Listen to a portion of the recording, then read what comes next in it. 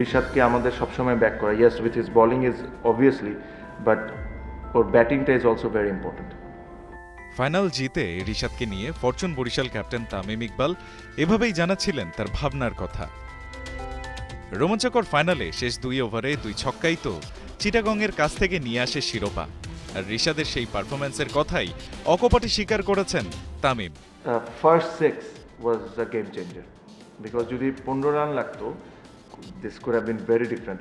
অথচ ফাইনালে সেরা খেলোয়াড় হয়েছেন তামিম, আর বিপিএলে সেরা ব্যাটার কিংবা বোলারদের লিস্টের সেরা 20-এও খুঁজে পাওয়া যাবে না তাকে।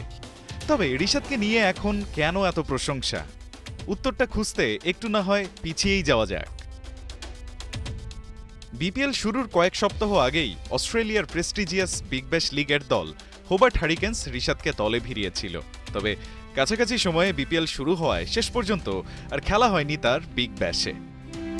ফরচুন বরিশালের জার্সিতে এবার বিপিএলে খেলতে নামা ঋষাদের শুরুটাও হয়নি সুখকর। শুরুর দিকে যে জায়গায় পাচ্ছিলেন না দলে। আর ঋষাদকে না খেলানোয় সোশ্যাল মিডিয়াতে তখন চলছিল ফরচুন বরিশালের সমালোচনা। দলে সুযোগ না পাওয়া ঋষাদ কি তখন খানিকটা আক্ষেপেও পড়ছিলেন হোবার্ট হারিকেন্সে খেলার সুযোগ ছেড়ে দেওয়ায়? তবে কদিন বাদেই যখন সুযোগ মিলেছে খেলার, ঋষাদ তার 2 হাত ভরে লাগিয়েছেন কাজে। প্রমাণ করার চেষ্টা করেছেন বোলিংটা তো আছেই, ঝড়ো ব্যাটিংয়েও তার আছে ম্যাচে ইম্প্যাক্ট রাখার সক্ষমতা। বিপিএলে তার শেষ 10 ম্যাচের কথাই ধরুন, ব্যাট করার সুযোগ পেয়েছেন মোটে 3 বার। তার মধ্যে 2 বারই দেখিয়েছেন তার আগুনে ব্যাটিং। ফাইনালে চিটাগংয়ের বিপক্ষে 6 বলে 18 রান তো আছেই।